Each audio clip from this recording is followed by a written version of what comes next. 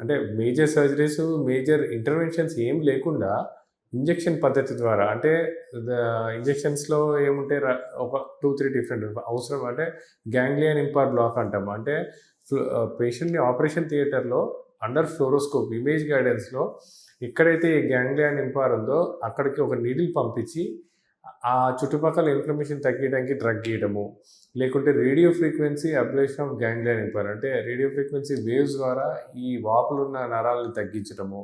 So, అట్లా injection పద్ధతి ద్వారా ఈ చుట్టుపక్కల ఇన్ఫ్లమేషన్ తగ్గించడము, దాని తర్వాత ఈ చుట్టుపక్కల కమిలిపోయిన మజిల్స్, ఈ చుట్టుపక్కల లిగమెంట్స్ స్ట్రెంథెనింగ్‌కి ఫోకస్డ్‌గా ఎక్సర్సైజ్ చేయడము. తర్వాత ఇంకోటి వెయిట్ మేనేజ్‌మెంట్. ఎందుకంటే ఈ మనము కూర్చొని లేచినప్పుడు మన వెయిట్ అంతా ఈ టెయిల్ బోన్ మీదకొస్తుంది. ఎప్పుడైతే వెయిట్ ఎక్కువ ఉంటామో, ఈ టెయిల్ బోన్ ప్రాబ్లమ్‌తో సఫర్ అవుతున్న వాళ్ళకి ఆ వెయిట్ వల్ల కూడా చాలా ప్రాబ్లమ్ ఉంటుంది. సో, వెయిట్ మేనేజ్‌మెంట్ కోసం అని చెప్పి డైట్, ఎక్సర్సైజెస్, తర్వాత గ్యాంగ్లియన్ ఇంపార్ బ్లాక్ అంటే కానీ రేడియో ఫ్రీక్వెన్సీ అబ్లేషన్ ద్వారా కానీ ఈ చుట్టుపక్కల పెయిన్ తగ్గించడము.